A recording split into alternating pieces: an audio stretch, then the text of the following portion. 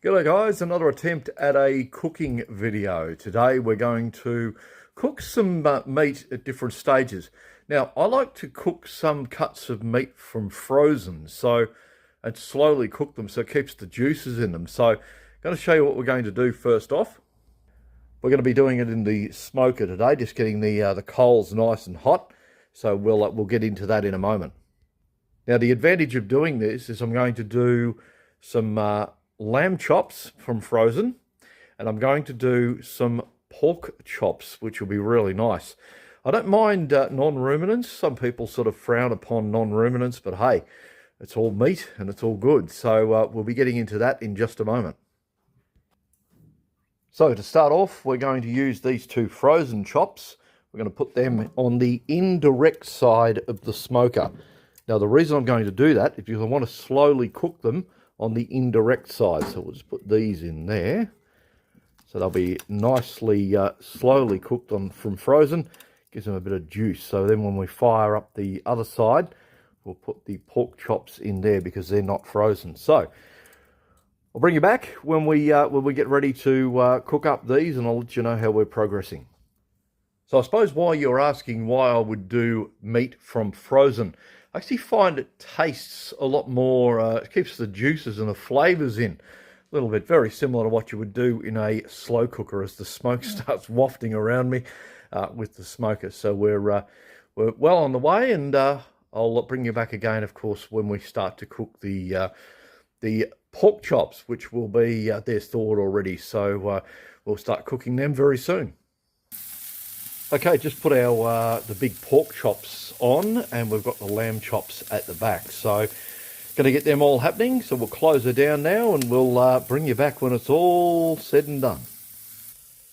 Just close the little doors down to halfway on both sides. So we've got one at the bottom here in the smoker tray, and we've also got one the other side up the top. So it sort of moves nicely through.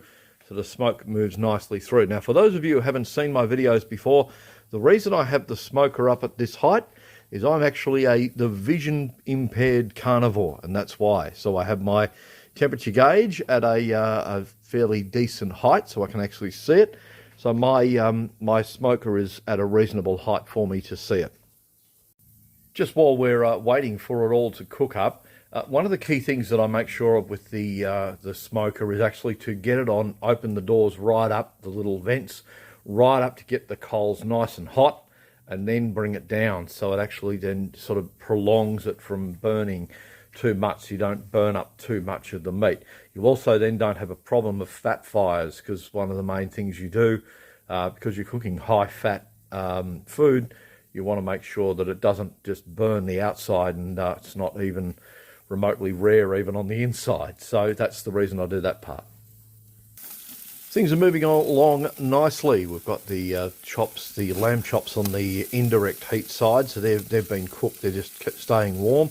And I've got the pork chops on the flame side, getting them nice and grilled up so they'll taste really nice. So that's what we're doing at the moment, just keeping everything basically in the way we want to cook it up. And those chops will be certainly very, very nice when they end up on the plate very shortly. All cooked and prepared, ready to eat. So that's my next, of course, thing will be to sit down and eat my meal. So I trust you've enjoyed our little get-together of me cooking different types of meats on the smoker. My attempt at cooking, I'm not a qualified chef or anything, but just love cooking my meats and having a lovely meal for dinner, as the carnivore life experience is well underway for me. So, next time, feel free to like and subscribe. I am the vision impaired carnivore. I'll talk to you next time.